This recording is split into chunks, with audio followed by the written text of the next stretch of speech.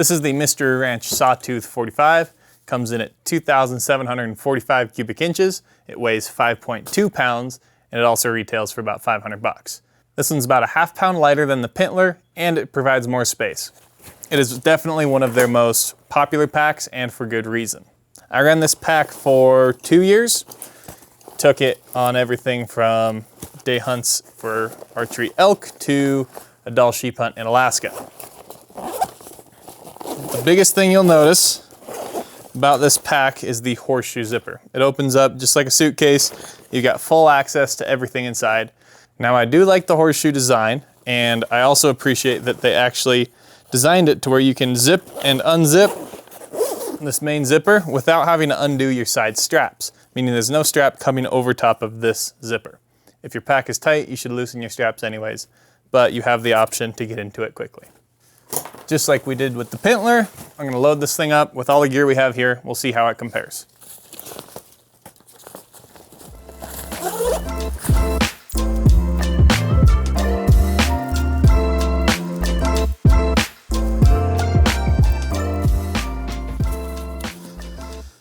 Whew.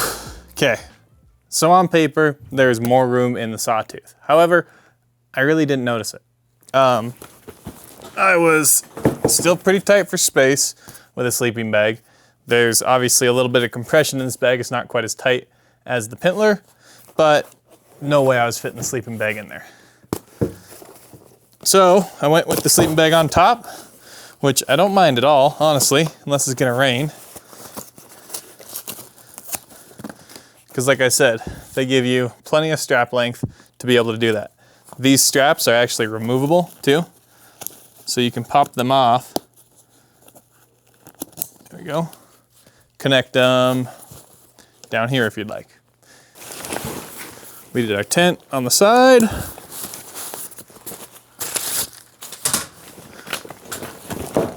Tripod on this side. Now one thing I want to point out is that, as I said before, I'm not a huge fan of these locking clips, but when you're strapping a tripod like this down to a full pack, and you've got one of the legs of the tripod right on the edge of the clip, that's gonna push that clip upwards, and if you don't have a locking clip, it'll loosen pretty easily. So these ones, I never have to worry about it. The clips even have a bit of a bow in them, so you can really suck that down tight, and until you push the button, it is not coming undone. Another quick tip, if your side pouches are pretty tight, you can just put a single leg of your tripod into the side pouch and that works just fine. What I forgot to do on the last video is tell you where I put my wipes.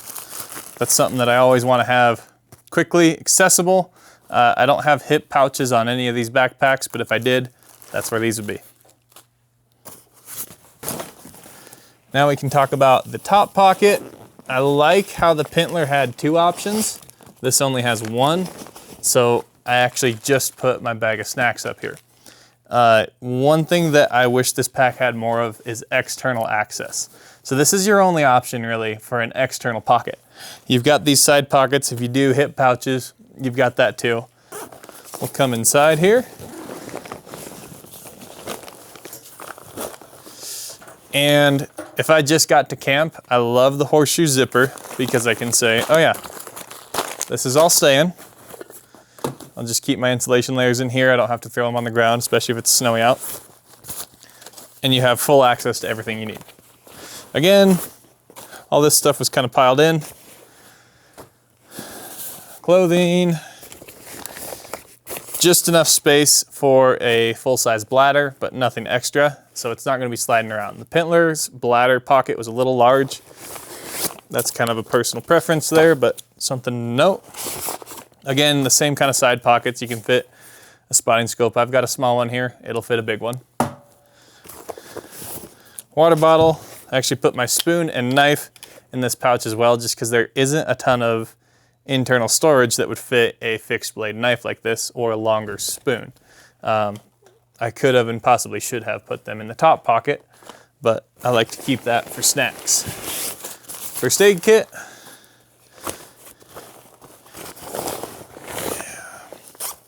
And then I've got my bag with cordage, phone charger, in that lower pocket. And then I had to kind of stuff the InReach, Leatherman, headlamp, chapstick, all of these items, they kind of had to pile into this one little mesh pocket. Like I said, I use this pack quite a bit, and the two things that I wish it had more of was externally accessible storage and just like one or two more pockets in general. Honestly, if the Pintler was a little bit larger, I'd say that's hands down the pack to go to, but the little bit of extra size and the shavings of weight, the Sawtooth is a great option. Something I do want to mention is, I'm sure some of you guys out there are thinking, well, what about the meat shelf? You know, they advertise this as a multi-day backpack because you can utilize the meat shelf. I am against that because I've found that if you put your, people typically put your sleeping bag, sleeping pad, a lot of that lighter stuff in the meat shelf just because it fits nicely. But the heavier items, like your water, are still in your pack and they're actually going to be pushed further away from your back, which you do not want. I'd rather put my sleeping bag on top or even hanging off the backside and have the water, game bags, knives, the heavier stuff pushed up against my back. And when you put anything in the meat shelf, it really pushes the rest of your items quite a ways away from you. So I tend to lean away from that. I took this exact pack on a doll sheep hunt in Alaska. We did 5 days at a time.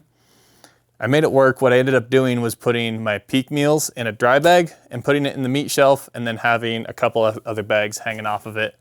It was definitely not ideal though.